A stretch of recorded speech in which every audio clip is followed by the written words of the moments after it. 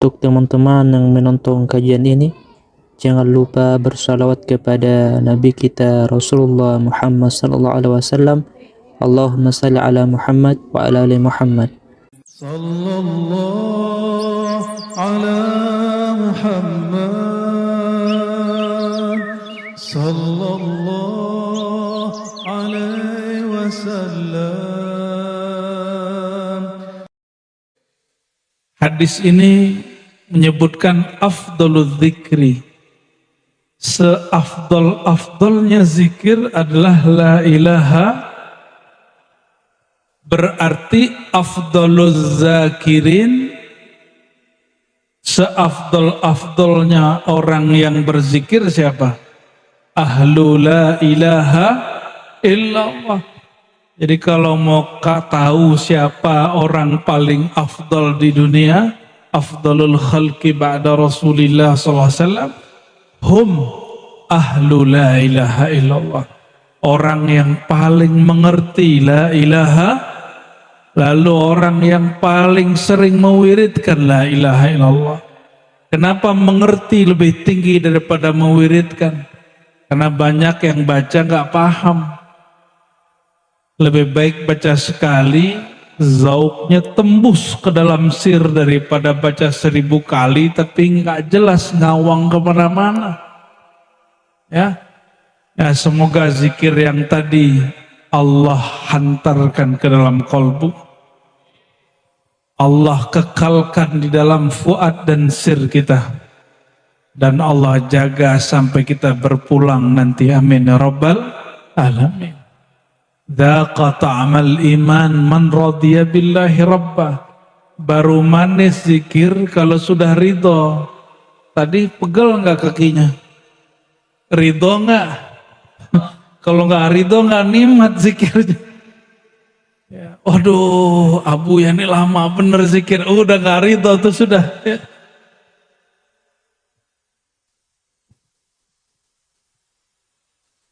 Maka di dalam Quran itu surat Muhammad ayat 19, sebelum baca kalimatnya fa'lam dulu. Fa'lam annahu la ilaha illallah, ilmui dulu baru baca la ilaha. Maka al-ilmu bi annahu la ilaha illallah muqaddamun ala qaulina la ilaha illallah.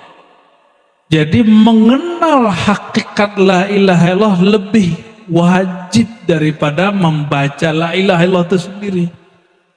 Orang munafik baca la ilaha illallah nggak? Baca. Bedanya apa? Dia baca di lisannya, nggak baca tembus ke kalbunya. Itu ditulis Imam Ghazali di jilid 4 kitab Ihya Ulumuddin. Kitab kajian yang sering dibaca ulama ahlus sunnah wal jamaah. Ini ahlus sunnah bukan nih? Apa ahlul bid'ah ini? Orang sekarang berani-beraninya bilang Imam Ghazali gak berjihad. Ya, ternyata bacaan kitabnya gak beres. Mereka baca kitab, judul kitabnya Hadhihi Hiya Sufiyah. Inilah sufi. Yang nulis namanya Abdurrahman Wakil, seorang Wahabi. Kata si Abdurrahman Wakil ini, kemana Ghazali waktu perang salib nggak ikut perang? Emang zaman YouTuber kayak sekarang ya? Coba sekarang Israel, Sudan, Israel, Lebanon, Israel semua lagi perang. Antum di sini, masalah nggak ada? Emang sembarangan? Sekarang negara sudah modern. Alat untuk ke sana mudah, tapi kita nggak mudah loh mau ke sana. Kata si Abdurrahman Wakil ini ngejek Imam Ghazali, apa-apaan nih Ghazali? Orang jihad dia nggak ikut jihad. Ternyata dia nggak paham Ghazali itu siapa. Itu juga ejekan mereka terhadap semua sufi. Mereka lupa pejuang-pejuang hampir di seluruh negeri semuanya sufi. Yang gak takut sama musuh siapa? Yang gak takut sama musuh. Musuh siapa aja sih? Tadi zikir Syazili apa Qadiri?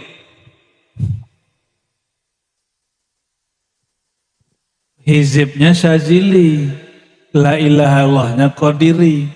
Beda apa? Masyrob itu beda. Kayak gini nih, giliran baca la ilallah pakai gelas ini, pakai botol ini, pas baca doanya, hizibnya pakai hizib bahar. Beda masyrob, tidak masalah. Karena abahnya beliau memegang banyak sanad torek, mengambil dari Mbah Baidawi.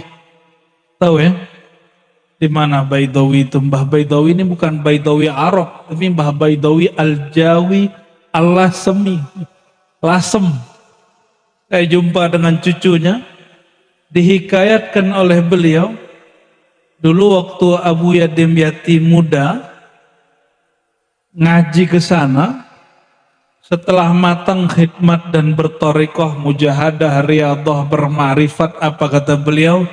Kutub Jawa pindah ke Banten, gitu ngomongnya. Pindah ke Banten, nggak tahu sekarang pindah ke mana? Pindah ke Bogor bukan? GR ya. Yang ada kutu kepret ya. Allahumma sholli ala sayyidina Muhammad. Ngantuk kan nih? Serius. Ini saya nggak pernah bikin tabligh akbar. Semenjak 2022, kita tutup majelis kita, majelis hikam. Begitu buat majelis jam 12 sampai jam 3. 2022, orang udah nggak takut lagi sama pandemi. Ya, Allah buatlah setting kita kemudian mengalami suatu hal. Apa kata guru? Tutup majelis. Tutup majelis. Ini baru kali ini lagi nih. Kita taklim jam 12 nih. Horor ini ya. Taklim horor nih begini nih.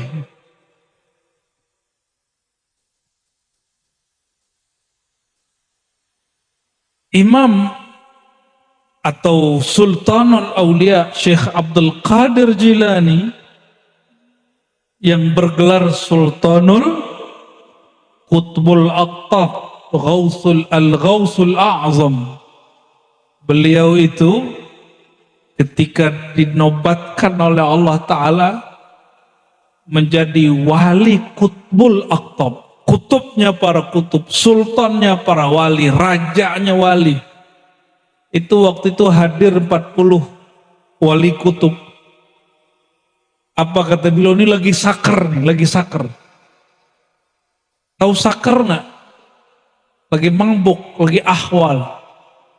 Kata beliau, ana sultanul aulia, akulah sultan aulia, dan siapa ya semua wali itu di bawah telapak kakiku. Maka seorang muridnya paling tua, Ibnul Haiti, lalu ada Qudayb Alban, wali Malamatiyah, dan beberapa wali seperti Imam Suhrawardi, baik yang muda ataupun kecil. Mereka kemudian bersimpuh di depan beliau, lalu mengatakan, ya Sayyidi, da' qadamak ala raqabatina. Tolong letakkan kaki engkau di, jadi jangankan cium kaki, cium tangan, di bawah kaki. Begitu pengangkatan wali di zaman itu. Ngeri nggak? Itu pengangkatan wali itu, Pak. Jadi wali itu diangkat juga. Emang wali kota doang yang diangkat. Cuma wali kota sama wali Allah beda. Wali kota dipilih bareng-bareng ya. Bukan dipilih oleh orang-orang yang cerdas. Ya, siapa yang kuat berasnya ya alhamdulillah. Tapi semoga bupati di Bogor nanti yang memilih berbau santri. Sehingga dia kemudian mengerti hari santri ini hari jihad, Pak. Hari santri itu hari bahwa santri-santri ini nggak bisa zikir doang, dia bisa jihad juga. Jangankan musuh yang tampak, musuh yang tidak tampak aja dilawan. Ya. Musuh yang tampak kafirun mati. Kalau setan bisa mati nggak? Ada yang bisa matiin setan nggak? Setan tuh mati kalau kiamat. Nafsu bisa matiin nafsu. Kiai ini paling gede loh nafsunya Bapak Ibu. Hati-hati Bu ya. Betul nggak Pak? Lah betul. Aku sendiri. Kata Imam Asyuti, setiap kali nur ilmu itu membebani seseorang, maka semakin kuat vitalitasnya. Ngeri kan? Imam Syuuti itu ngomong, bukan aku yang ngomong Pak. Allahumma sholli ala Muhammad. Kecuali sudah uzur, itu lain ceritanya. Coba Belanda musuh kita dulu nggak? Jepang berapa tahun? 2,5 tahun. Berakhir nggak? Berakhir. Coba setan udah berakhir belum melawan kita? Nafsu udah berakhir belum jadi musuh kita? Belum. Maka nanti buka kitab Al-Ghunyah karya Sultanul Aulia Syekh Abdul Qadir Jilani. Ada satu fasal judulnya Mujahadatun Nafs, Mujahadatus Syaitan. Apa kata beliau? Kamu bedakan. Ini bukan untuk mengatakan gak usah jihad melawan yang zahir, bukan. Tapi jihad yang selama ini dihina hadisnya, dihina kajiannya oleh kelompok-kelompok yang anti tasawuf, anti aswaja, justru jihad inilah yang hakiki. Inilah makna bahwa jihad melawan diri, melawan setan itu jihad akbar. Apa kata beliau? Jika engkau melawan orang-orang kafir, muqatalatul kuffar, membunuh berperang dengan orang kafir itu tampak zahir dan terbatas, waktunya ada.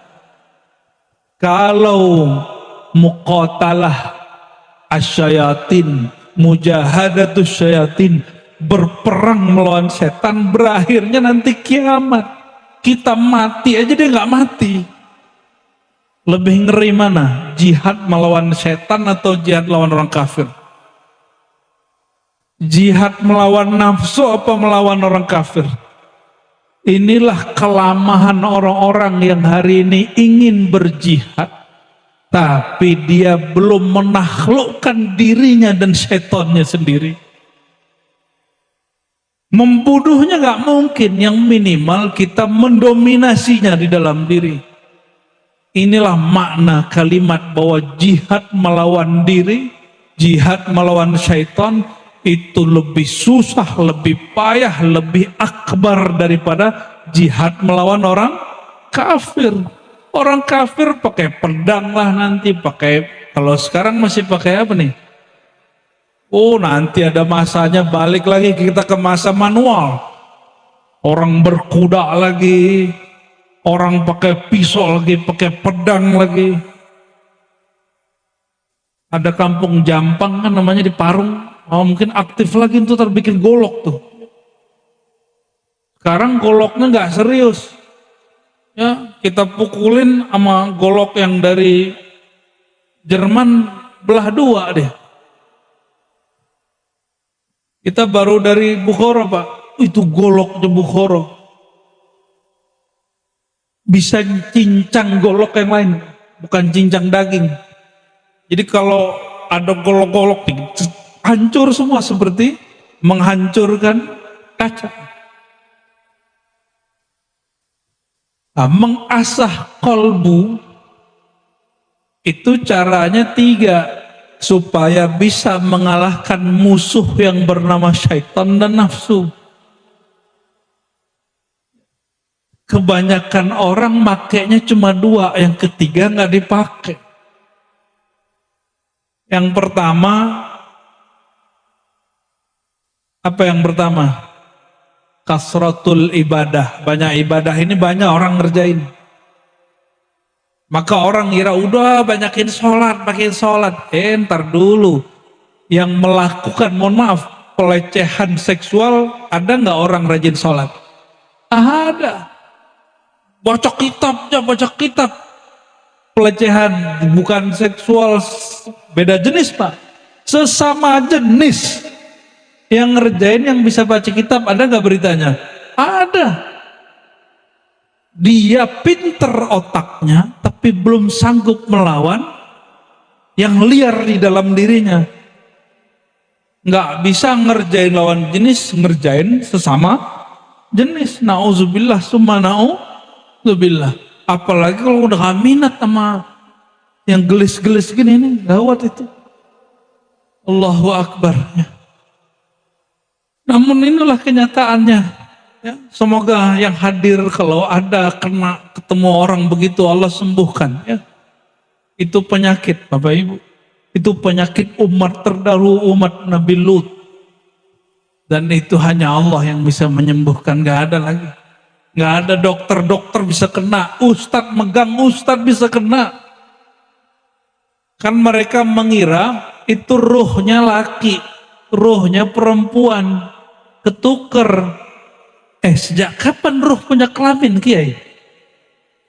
Kata psikolog sekarang nih, bahwa orang yang homo itu ruhnya ketuker badannya. Harusnya laki di tubuh tubuh laki, tapi dia laki di tubuh perempuan. Nauzubillah.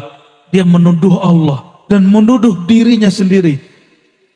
Sejak kapan kita belajar akidah Ahlus Sunnah bahwa ruh itu berkelamin? Ada nggak? Ada nggak kajiannya ruh berkelamin? Kan nggak ada. Ruh itu tidak berkelamin, dia tidak di luar badan, tidak di dalam badan, dia tidak menempati la yahullu ululan walaysa bidzakarin wala biuntha, dia nggak laki nggak perempuan, nggak berwarna.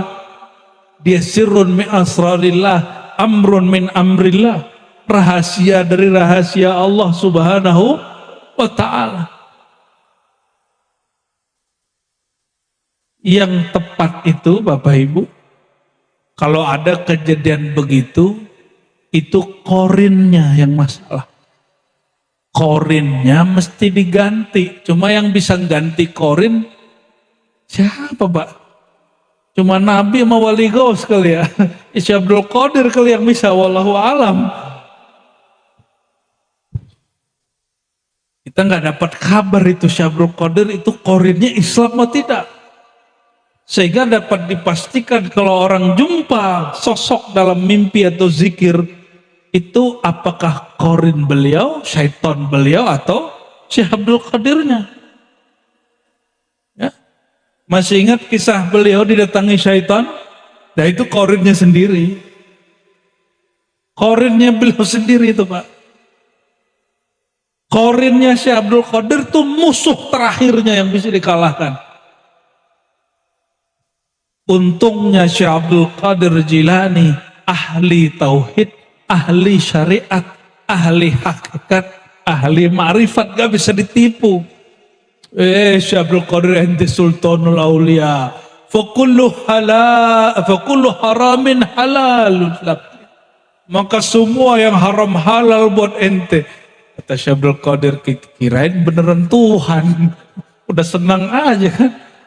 Udah cahaya, ada lipatan cahaya lagi, berlapis cahaya lagi. Itu cerita Tuhan palsu yang datang. Coba baca kitab Al-Fathur Rabbani. Sayyidina Syekh Abdul Qadir Jilani jumpa Allah hakikinya lebih banyak. Cuma orang nggak eksplorasi itu kitab. Yang dieksplorasi cerita yang di kitab Manaqib.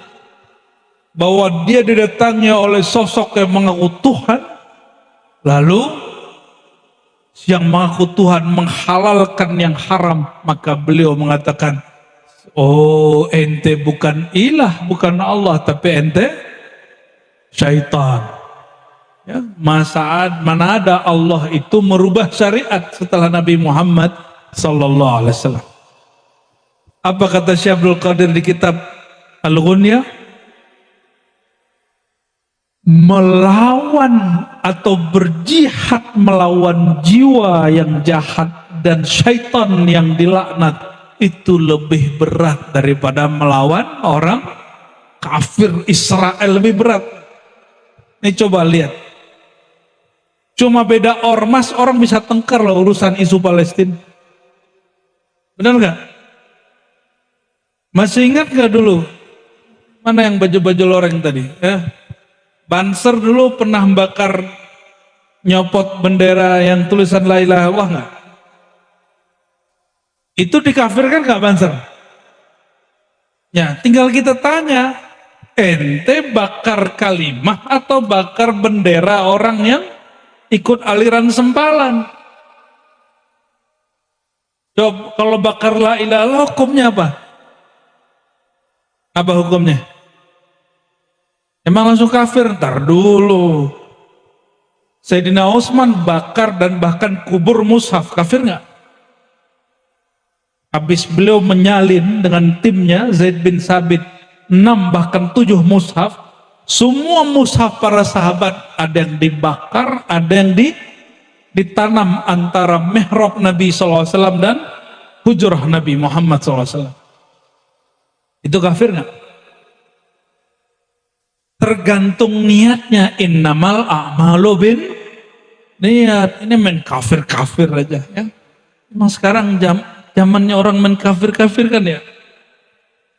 Itu tanda jiwanya belum beres. Beda faham dikit kafir. Tanda jangankan mau jihad sama orang kafir, jihad melawan dirinya sendiri dia belum beres. Maka dia mengkafirkan, menghalalkan darah saudaranya sendiri. Nah, ini PR kita nih para kajengan, para kiai ya. Tadi apa kata beliau? Melawan orang kafir ada masanya nggak? Kata orang Belanda 350 tahun, itu benar. Itu mah di Sunda Kelapa doang Pak. Di Aceh orang Aceh nggak nyampe 30 tahun doang. Ya, bener nggak? Orang Aceh berapa tahun? Hanya 30-an tahun. Orang Aceh nggak mau disebut kami dijajah 350 tahun, itu mah cuma Sunda Kelapa, bagian-bagian Batavia sekarang itu. Melawan Belanda ada ujungnya. Dulu orang-orang tarekat, diajarin tarekat Rifaiyah, Qadiriyah, debus, perang. Nyampe ketemu bedil takut deh. Lupa dia sama Allah SWT. Sebelum ketemu bedil, gorok-gorok badan gak ada apa-apa Pak. Ya, debus. Jangan dikira debus punya setan ya. Debus itu lahir dari rahim tarekat sufi. Syekh Abdul Somad Palembang, pernah dengar? Syekh Abdul Somad Palembang itu nggak bisa dibunuh Belanda Pak. Ditusuk nggak bisa, ditembak nggak mati. Mirip-mirip si Pitung ya, tapi nggak pakai jimat dia nggak. Ketika beliau kemudian ke keluarganya di negeri Patani di Syam, ketahuan kelemahannya, maka beliau digorok, dipisahkan badan dan kepalanya. Maka kuburannya di sana agak ambigu juga. Ya. Rahimallah wa qaddasallahu sirrah. Ya, murid dari Syekh Samman ya, Al-Madani. Jadi Bapak Ibu, hari santri itu bagi saya itu mengingatkan kita mengenai asasul jihad. Bukan hanya lagi jihad. Kalau jihad Belanda udah selesai ya. Jihad Jepang udah selesai belum? Oh, dijajah Toyota sekarang ya. Dibilang jajah make.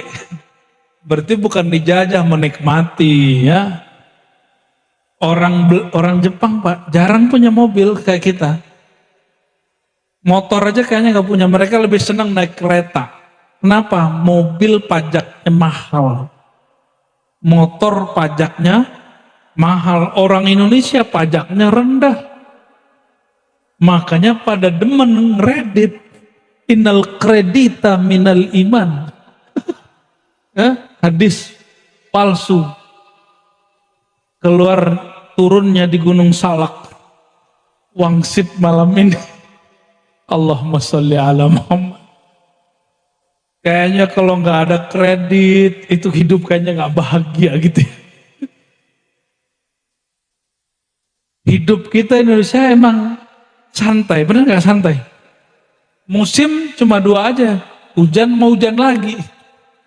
Bener nggak? Panas atau panas? Kalau di negeri subtropis musimnya 4. Orang hanya bisa cocok tanam di musim tertentu. Maka mereka kalau nanam padi atau apa nggak bisa sembarangan. Harus disimpan. Kalau kita nggak tahu hari, nggak tahu bulan, bisa nanam kapanpun. Saudara-saudari yang muliakan Allah, jika jihad ini udah jelas mau pelajaran apa lagi. Jihad melawan Belanda ada batasnya. Tapi jihad melawan diri, jihad melawan syaitan sampai kiamat gak berhenti-berhenti. Inilah yang dimaksud Imam Ghazali. Jadi jangan dikira Imam Ghazali gak ngomong jihad. Apa kata beliau dalam kitab Ihya jilid 4 ya, bahwa jihad melawan diri itu akbar daripada jihad melawan orang kafir. Oh, hadisnya palsu, Tat. Oke, ente mau hadis yang sahih. Ada di Bukhari. Al-mujahidu man jahada hawa. Masih kurang. Mujahid hakiki itu yang berjuang melawan hawanya. Ini hadis sahih ada di Bukhari. Masih kurang? Masih kurang? Walladzina jahadu fina lanahdiyannahum. Quran ini. Maka di Quran itu ada jihad fi sabilillah, ada jihad fillah. Apa bedanya? Jihad fi sabilillah ngelawan yang tampak. Kalau jihad fillah itu jihad melawan, memenangkan Allah di dalam diri, melawan selain Allah di dalam diri. Makanya orang yang kalau jihad fillah lanahdiyannahum subulana, lapang pikirannya, lapang dadanya, bisa-bisa dia punya pemahaman yang banyak. Lanahdiyannahum subulana itu namanya laduni. Mau dapat laduni ya? Laduni itu bukan kebal bukan laduni. Gitu. Itu bukan laduni, Pak. Itu pernafasan ya. Kadang bisa kerja dia, kadang nggak bisa bekerja juga dia. Ya, ada yang bisa begitu, turun kentut keluar sama ambean. Allahumma sholli ala Muhammad.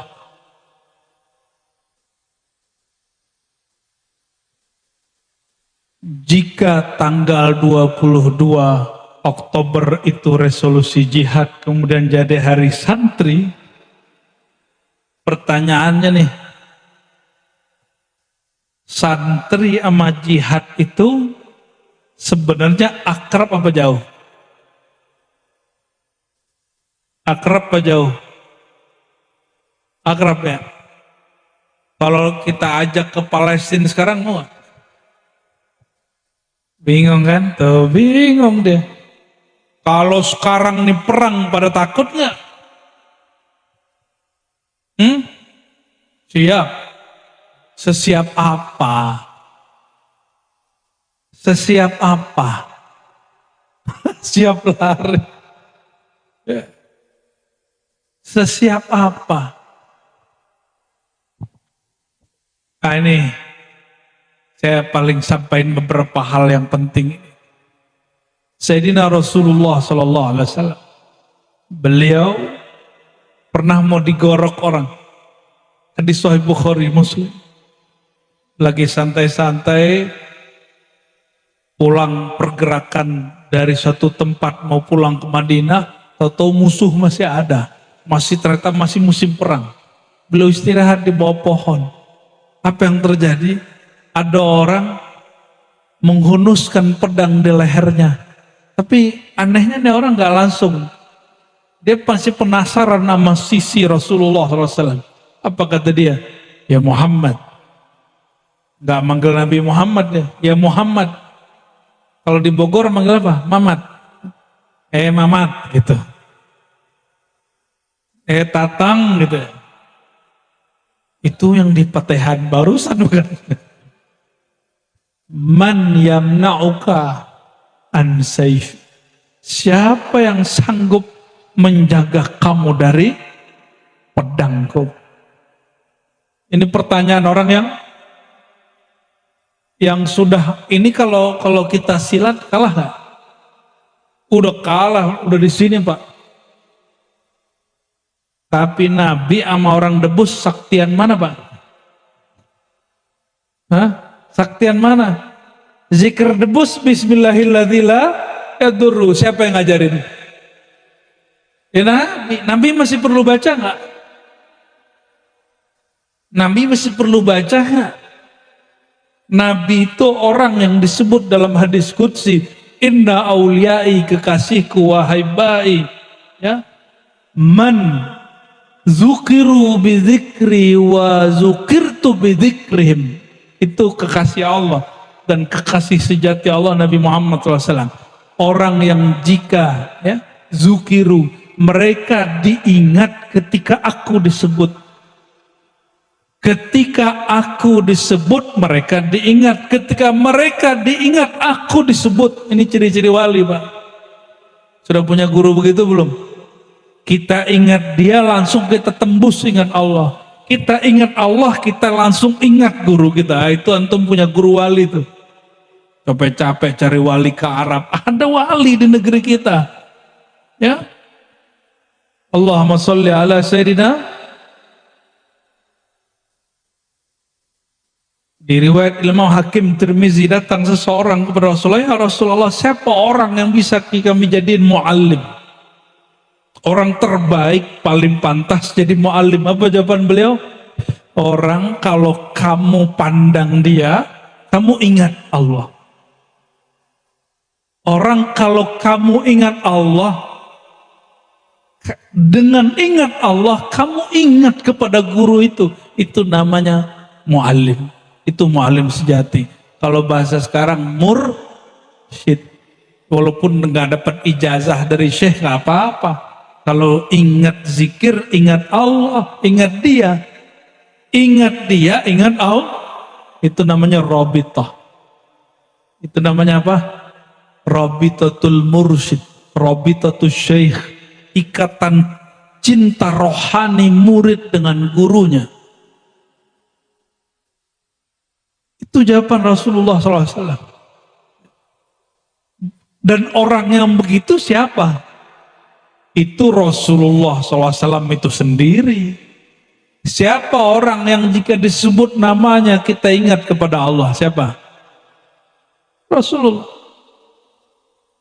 Jika kita sebut namanya kita ingat Allah. Jika disebut Allah pasti Muhammadur Rasulullah. Siapa itu orang?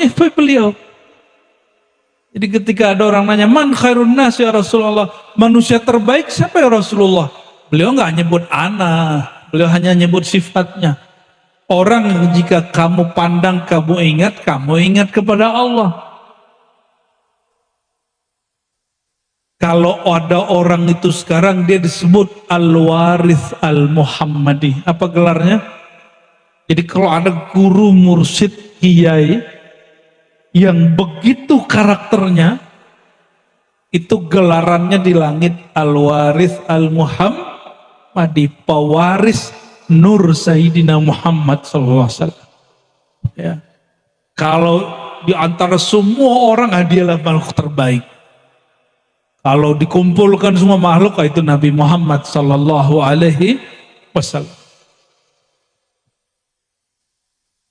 Nabi Muhammad mau digorok, nggak perlu lagi baca-baca doa, nggak perlu pakai pernafasan beliau, ya, nggak perlu pakai mantra-mantra, karena semua mantra doa berasal dari Nur Nabi Muhammad Sallallahu Alaihi. Mantra kan bahasa lama, artinya doa juga sama. Ya, apa kata beliau? Yang melindungi aku, nggak pakai kalimat, kalimatnya langsung Allah mujarrad, Allah. Itu yang megang pisau langsung jatuh. Pisaunya langsung jatuh. Ada yang bisa begitu nggak? Hah? Ada. Paling yang jatuh puntung rokok. Baca Allah, rokok aja gak jatuh. Gimana jatuhin musuh?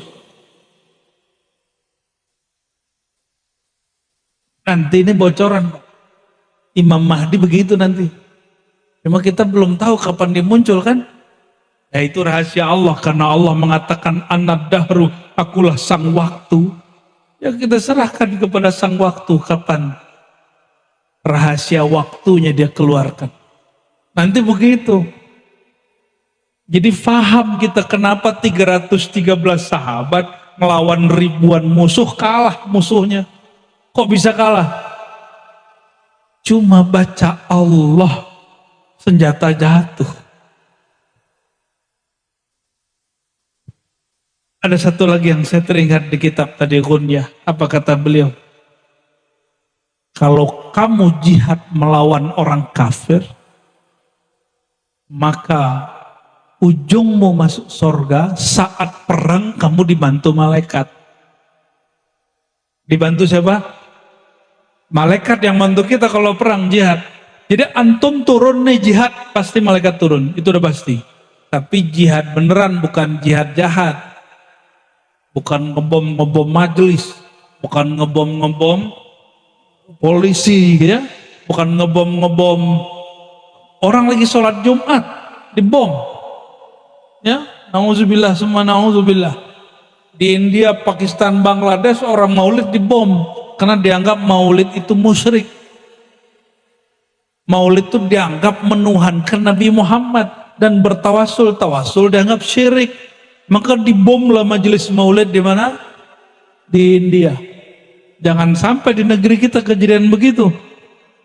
Maka harus semakin banyak di majelis ini, tidak hanya bikin majelis, kita dewasakan umat. Ya, ini grup-grup mbak-mbak yang gelis-gelis tinggal begini dari kemarin tadi ya. Pas zikiran udah gempor ya. Kita buka mata, oh udah sepi aja. Ya, nggak bisa diajak zikiran Pak. Dia zi-nya harus fathah jadinya. Jangan dibaca. Allahumma sholli ala sayyidina Muhammad.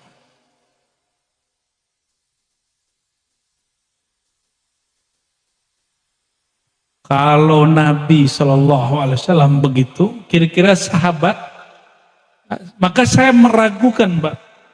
Riwayat walaupun ada di kitab yang dianggap sahih, Nabi waktu perang Uhud giginya copot. Saya meragukan itu. Saya meragukan riwayat itu. Mustahil itu. Ini secara akidah halus sunnah. Kan hukum akidah itu dalilnya ada 3.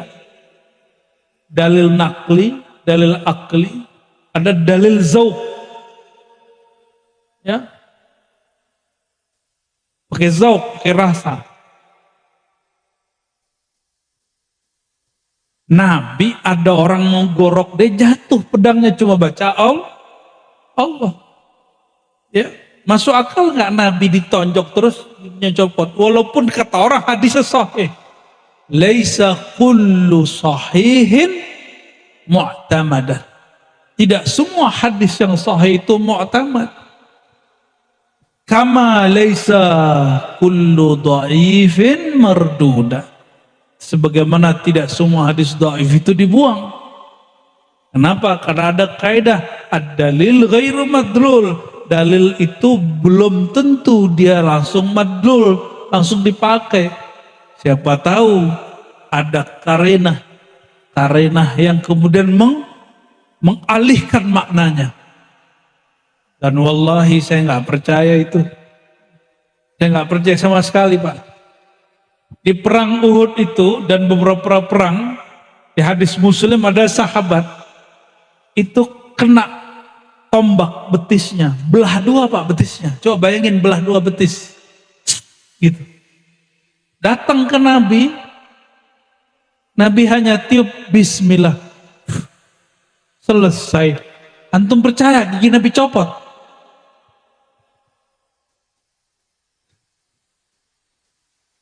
Maka tidak semua riwayat itu kita bisa terima. Maka riwayat yang menyebutkan mata masmuma, walaupun yang menyebutkan Syekh Yusuf An-Nabhani itu dikritik banyak ulama, Nabi itu meninggal dalam keadaan diracun, itu mustahil. Mustahil. Kalau beliau merasakan meriang karena bekas racun mungkin, tapi mati karena itu mustahil. Ya. Jadi kita kitab-kitab sirah mesti kita kritisi Bapak Ibu. Dia kritiknya pakai dua.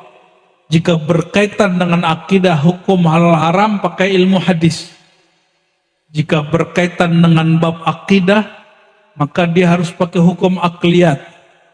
Hukum akliyat harus jalan. Akliyat itu kan tunduk kepada Quran. Yang mengerti Quran ya akal. Kita bedanya dengan Mu'tazilah. Mu'tazilah kan itu menjadikan akal sebagai sumber hukum. Kalau ahlu sunnah, akal itu alat memahami hukum. Ya.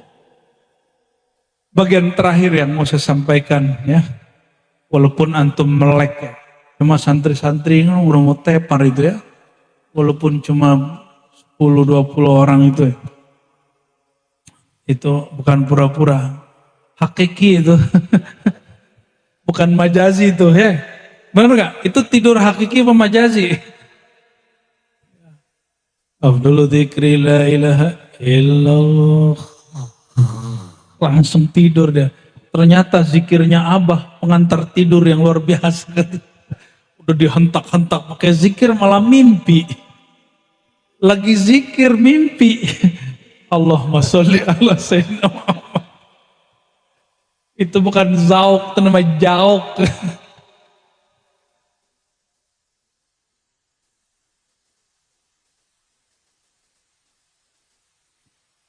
Nabi Muhammad SAW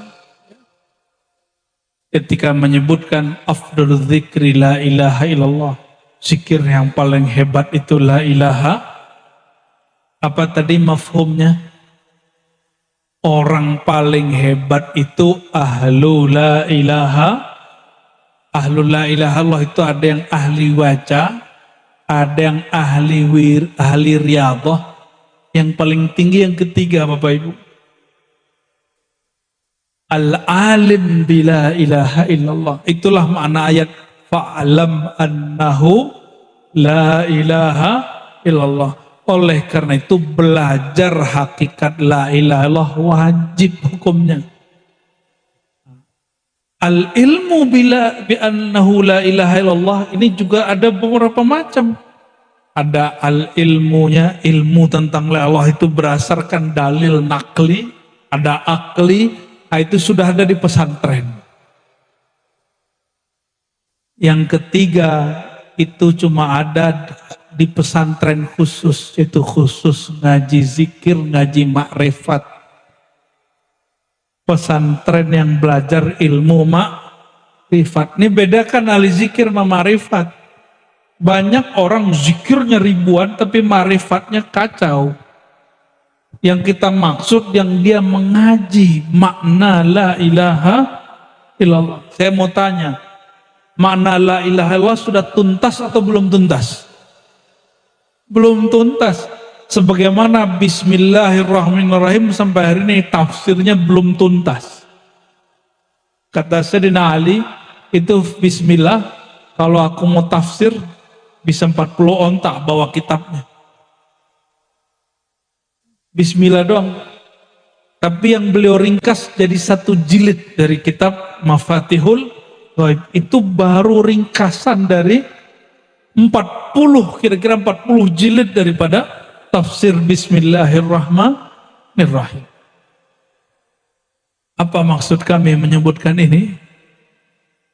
Kalau ahli zikir sudah banyak dari dulu, ahli fikir sudah banyak dari dulu, tapi al-alim bizikri wal mazkur, orang yang mengenal apa yang dia zikirkan dan siapa yang dia sedang sebut zikir namanya, itu yang jarang.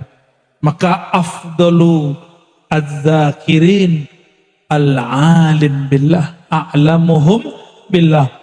di antara ahlu la ilaha illallah yang paling mulia adalah orang yang paling mengenal makna hakikat la ilaha illallah. Ilmu itu dia di dalam ruh, bukan di kesaktian tubuh. Maka pencirian orang punya ilmu ini, dia bisa menyembunyiin ilmunya. Tapi Bapak Ibu, digoyang dikit, kalau air digoyang, keluar nggak? Gelas ini digoyang, keluar nggak? Kalau isinya kopi, keluarnya hitam atau putih? Walaupun ditutup rapat-rapat, kalau dibalik tumpah nggak isinya? Maka ahlu sir, orang yang mengenal Allah, bermakrifat kepada Allah, kalau kita colek dia, pasti keluarnya makrifat. Kalau ahli zikir doang, kita colek dia, keluarnya angka-angka, kamu zikir sekian, kamu zikir sekian. Maka kata Ibnu Athaillah Sekandari, gurumu yang sebenarnya bukan yang ngasih angka. Gurumu yang sebenarnya berapapun angka yang dia kasih, tapi terasa ringan bagimu. Kenapa? Karena engkau mengenal hakikat yang engkau baca. Jadi kalau datang ke kiai jangan minta ijazahan doang. Kalau datang ke kiai, datang ke mursyid, mintanya makrifat yang dibaca. Ini yang mahal. Insya Allah kalau orang baca begitu, mau dikasih zikir 70.000, mau 7 juta, dia jabanin semua itu. Tapi kalau belum mengerti, duduk kayak tadi aja baca Fatihah, baca kulhu cuma sekian, udah ngelesot deh. Aduh ya Allah gitu ya. Kalau nonton konser, begitu nggak? Kenapa? Karena ada yang dilihat. Kalau orang mengerti ilmu la ilaha illallah, dia kayak nonton dalam dirinya. Asik baca la ilaha illallah. Kalau mimpinya mimpi nur, bukan al-hulum, al-hilmu wal ihtilam, mimpinya ar-ru'ya salihah. Maka Bapak Ibu, saudara-saudariku yang makan Allah, saya mengajak jiwa jihad kita, jiwa yang jihad melawan nafsu kejahilan, melawan syaitan.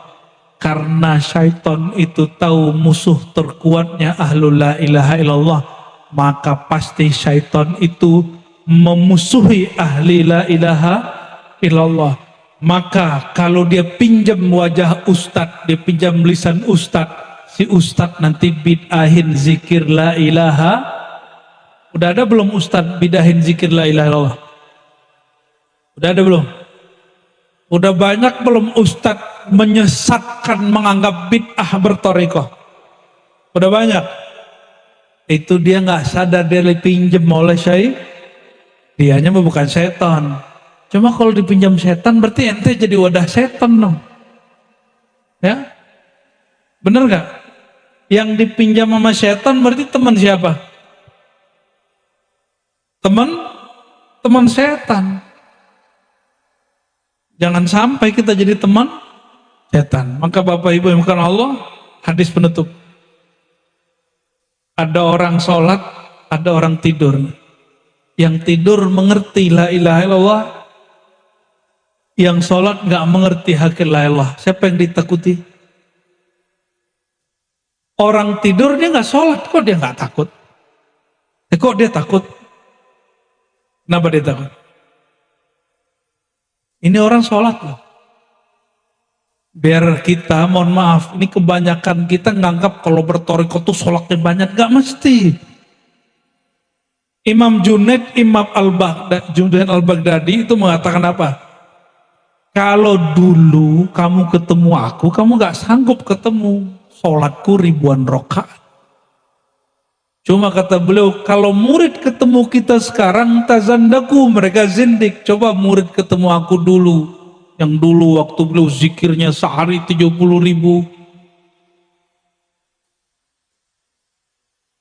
Maksudnya apa? Orang alim tidur, ilmunya hilang gak? Orang jahil sholat, lalu ketiduran, dia masih sholat gak? Ada nggak orang tidur sholat? Itu santri itu pernah nggak melihat santri lagi ruku, lagi sujud ngorok? Pernah nggak? Pernah Kiai ya? Dia sujud tapi nggak balik-balik ya. Dan yang paling canggih lagi berdiri waladolin amin dia bisa tidur. Itu juga heran gitu. Kayaknya ada rumusan fikih terbaru itu Kiai. Panak kali dia. Panak filala atau fana finnaum. Maksudnya apa? Orang jahil kalau dia tidur dia nggak bisa sholat. Ilmunya nggak ada, sholatnya pun tiada. Tapi kalau orang alim tidur, dia mungkin nggak sholat. Tapi ilmu dia hilang nggak? Coba kiai-kiai ini kalau tidur bisa nggak? Kita getok-getok kepalanya biar ilmunya kitabnya copot, bisa nggak? Kan nggak bisa. Mau jatuh 1000 kali juga nggak hilang ilmunya, kecuali kita hilangin kepalanya. Kalau itu hilang semua. Ya, innallaha la yakbidul ilma in tizaan, lakin yakbidul ilma biqabdil ulama. Kalau ngilangin kepala berarti kita membunuhin mereka, hilang sama ilmunya. Bapak Ibu yang karena Allah, ciri kiamat itu ilmu sedikit, jahil menebak. Maka jangan sampai kita termasuk orang yang jahil dengan la ilaha. Mulai buka Bapak Ibu kitab-kitab yang mulai tebel ya. Kifayatul Awam kita buka. Ya. Apalagi Ummul Barahin kita buka, Mak. Al-Munawi punya kitab tentang sir la ilaha illallah. Tebal ini kita buka kalau bisa. Dibuka di kajian awam. Jangan hanya santri yang di pondok. Kalau perlu santri-santri awam yang mereka senang majelis zikir juga tahu ilmu ini. Semoga yang hadir malam ini Allah tulis namanya pada daftar ahli la ilaha illallah. Allah tulis namanya pada nama orang-orang yang mengenal hakikat la ilaha illallah Muhammad Rasulullah. Allahumma ja'alna min ahlika, Allahumma ja'alna min ahlillah, Allahumma ja'alna min ahlil Quran, Allahumma ja'alna min ahli la ilaha illallah, Allahumma ja'alna min ummati Sayyidina Rasulillah, Allahumma ja'alna min ahli man syafa'ahu habibuka Rasulullah sallallahu alaihi wasallam, Allahumma ja'alna mimman satarta uyubahu wa auratah birahmatika ya arhamar rahimin bihaqqi Sayyidina Muhammad sallallahu alaihi wasallam, mustajib da'watina walhamdulillahi rabbil alamin.